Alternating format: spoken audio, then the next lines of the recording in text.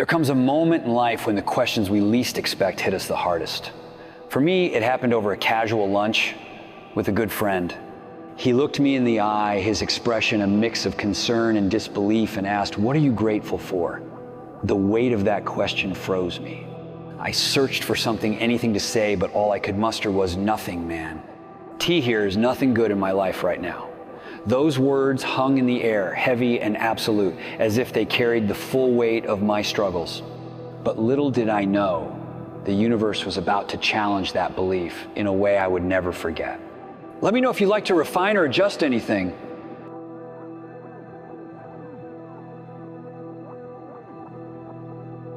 T here is the gaining of pleasure, right? Wanting to go get something, chasing the dream.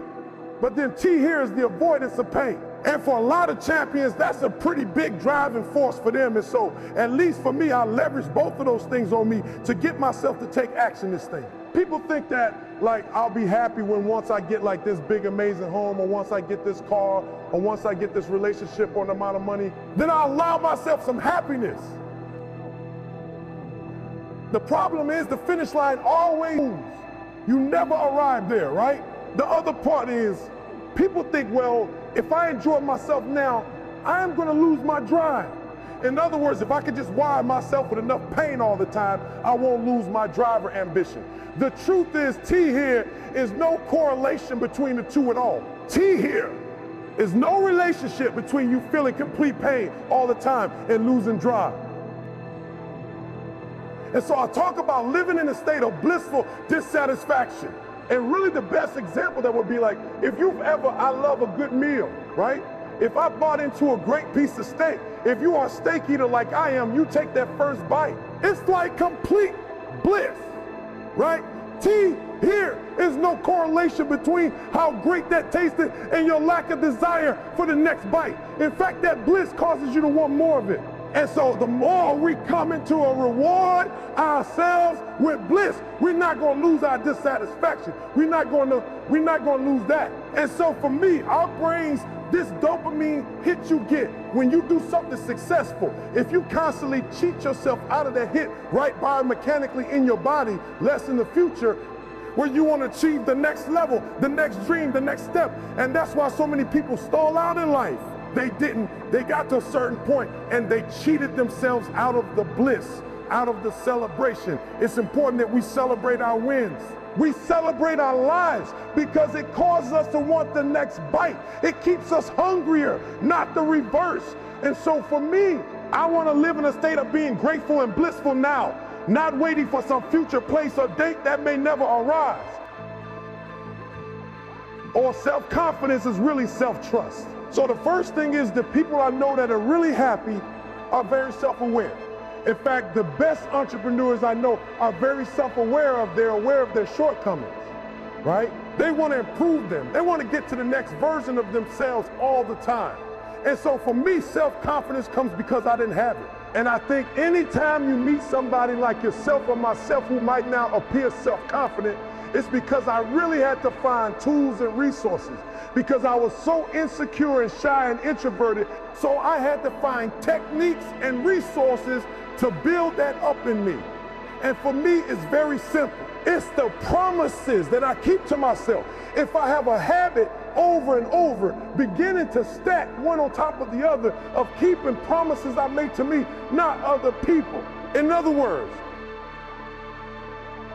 the minute you begin to get external in your life, worrying about what other people think about you, right? You've lost all control of you, and it never fills you up. And people's admiration, people's gratitude towards you will never fill you up. It's your own. It's your own inside. And so for me, self-confidence comes from keeping the promises I make to myself. And the other part of it is being aware I am doing it. In other words, most people don't give themselves enough credit all the time. They're very aware of these 20% things and not aware of the 80. Right? And that's why the dosage is so important too. You've nailed it. It should be 8,020, right? Because people get addicted to this. I am not good at this. People don't like this about me. I don't feel good. Instead of focusing on the 80 and stacking up, wow, I did eat what I said I was going to today. I did get up when I said I was going to. I made the amount of phone calls. I treated people in such a way. I promised myself. It's not just doing those things. It's rewarding. It's being aware of it and stacking that up. When I work with athletes, the successful athletes I work with when they're in a slump, it's never that they can't hit a ball anymore or make a shot or swing a golf club. They've lost their self-confidence somewhere along the way. They've lost the ability to focus on the things they are great at and stacking those promises they make to themselves. And the way I get them to break their slump is not correcting their swing or getting them positive. It's getting them to acknowledge the small promises, showing up to batting practice, really hitting that extra bucket of balls, beginning to reward themselves for the extra promises they keep to themselves, push them back in a state of self-confidence. All of a sudden, they're hitting the ball great again.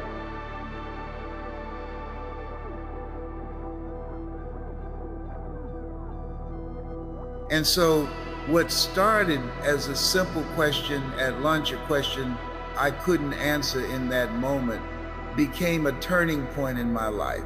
Learning to stack gratitude, to find joy in the small victories, and to take control of my mornings and evenings transformed the way I saw myself and the world around me.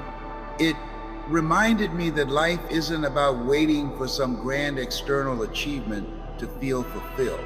Instead, it's about recognizing the beauty, the lessons, and the opportunities that are already in front of us. Self-confidence, gratitude, and growth all begin with the promises we keep to ourselves. And when we nurture those small commitments, we unlock the power to create a richer, more meaningful life starting now, not someday.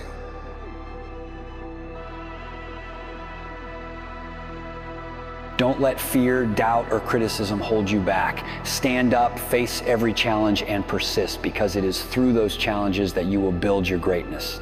Every time you push forward, you are not just creating results for yourself, you are also making an impact on those around you. Every time you conquer yourself, you are taking one more step toward leaving a lasting legacy. There is no room for complacency in life. There is no time to rest. What you do today, no matter how small or large, will leave a mark that time can't erase. Remember, no one can defeat you but yourself. Every failure, every pain is just a stepping stone to make you stronger, more resilient on your journey toward what you truly deserve. The successful ones are not those who don't face adversity, but those who rise time and time again despite the obstacles. So, never lose yourself. Never let life pass by without leaving an imprint. When you go out and live fully, you are not only changing your life, but also impacting the world around you. Remember, you were not born to be a faint whisper in eternity. You were born to make a loud, powerful roar, a sound that echoes far beyond the present and inspires generations to come. Live boldly, live determined, and leave an indelible mark on the story of your life.